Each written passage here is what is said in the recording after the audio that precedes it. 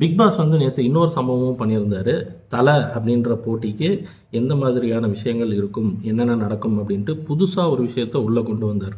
என்ன அப்படின்னா, அவர் nomination free எடுப்பாருன்றது உங்களுக்கு தெரியும். ஆனால் அது மட்டும் இல்லாமல் அவர் கடைசி வரைக்கும் போவார் அப்படின்றது உங்களுக்கு தெரியுமா அப்படின்ட்டு புதுசாக ஒரு ட்விஸ்ட் வச்சார். எப்படி அப்படின்னா, நீங்கள் நேரடியாக அடுத்தடுத்து வரக்கூடிய தலைவருக்கான போட்டியில் நீங்கள் பங்கெடுத்து கொண்டே இருக்கலாம் அப்படின்னு சொல்லி அவர் வச்சார். அந்த ரூம் பேர் தலை, அந்த டைட்டில் பேர் தலை. அவர் தங்கக்கூடிய ரூம் பேர் தலை ரூம். எப்போ ஒரு சூப்பர் தலை அவருடைய டைட்டிலே வேண்டாம், நீங்கள் என்ன பேர் சொல்லி தான் கூப்பிடணும்னு சொன்னாரோ, அது எங்கடா கொண்டு வந்து வச்சுருக்கீங்க? இந்த மூஞ்சிகளை பார்த்து தலைன்னு கூப்பிட முடியுமா? தாங்கலை. சரி, ஓகே, பிக் பாஸ் வந்து சொல்லியிருக்காரு. அதனால் எத்தனை பேர் யாரெல்லாம் தலைன்னு சொல்லி அவங்களே கலாச்சிக்க போகிறாங்கன்னு போக போக தெரியும். ஓகே, இந்த வார போட்டி எப்படி தான் நீங்கள் வந்து கான்செப்டை மாற்றினாலும் பிக் பாஸோட அந்த பேட்டர்ன், அந்த டெம்ப்ளேட், அந்த விஷயங்கள் மாறவே மாறாது.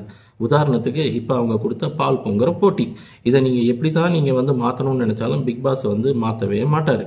அவருடைய போட்டிகள் இப்படி தான் இருக்கும். நீங்கள் ஈஸியாக வின் பண்ணலாம், நீங்கள் போய்கொண்டே இருக்கலாம். இதுக்கு ஒரு உதாரணம் என்னென்னா, இது வரைக்கும் வீட்டில் வேலையே செய்யாத ஒருத்தங்க 95% எடுத்து அவங்க தான் ஃபஸ்ட் ப்ரைஸ் எடுத்தாங்க. ஐ மீன் ஃபஸ்ட் பிளேஸில் இருக்காங்க. அவங்க யாருன்னு நீங்களே கமெண்ட்டில் சொல்லுங்கள். அவங்கள உங்களுக்கு எல்லாருக்கும் எப்படி பிடிக்கும்? அந்த ஊரை சேர்ந்தவர்கள் எத்தனை பேர் வந்து இந்த வீடியோ பார்க்குறீங்களோ தயவு செஞ்சு அவங்க வந்து கமெண்ட்டில் கொடுங்க. அவங்க யாருன்றது மற்றவங்களும் தெரிஞ்சுக்கிட்டோம். இந்த போட்டியை பற்றி உங்களுடைய ஒப்பீனியன் என்ன? நீங்கள் என்ன நினைக்கிறீங்க? இது வந்து எல்லா மக்களுக்கும் பொதுவான போட்டியாக தெரிஞ்சுதா, இல்லை வேறு யாரையாவது ஒருத்தங்களும் வந்து கொண்டு வரணும் அப்படின்றதுக்காக இவர் வந்து இந்த மாதிரியான ஒரு போட்டியை வச்சாரா அப்படின்னு நீங்கள் நினைக்கிறீங்களா? இது ஒரு போட்டினே என்னால் எடுத்துக்க முடியல. ஓடி போகணும், பாலை வந்து ஜக்கில் எடுத்துகிட்டு வரணும், பாலை பொங்க வைக்கணும், அவ்வளோதான். நீங்கள் தலையாக ஆகிவிடலாம். உங்களுடைய கருத்து என்னன்னு சொல்லுங்கள். எனக்கு இதில் கருத்து சொல்கிறதுக்கு ஒன்றுமே இல்லை.